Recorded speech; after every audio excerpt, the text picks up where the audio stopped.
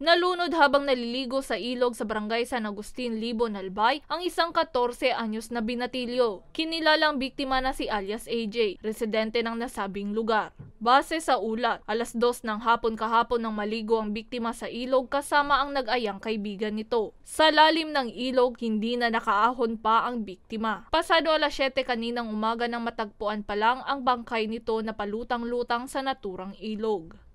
Nakita yung ulo lumulutang na doon sa barangay Zone 6 ng nasabing barangay. Sa ilog din po mismo. Ayun. Nakita na yung taong lumulutang na doon sa dulo ng ilog. Ayun ang naliligo kahapon. Bihira rin daw na may maligo sa ilog dahil sa lalim nito. Wala naman nakikitang foul play ang mga otoridad.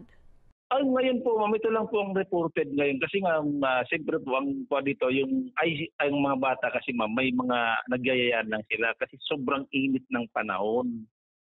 Hindi naman to mangguwan, hindi naman to madalas. Ngayon lang po to. Samantala, muling nagpaalala ang mga otoridad sa mga magulang na bantayang mabuti ang kanilang mga menor de edad pang anak para maiwasan ang mga ganitong insidente. Para sa mga balitang Tatak, Bicol, May Insinares.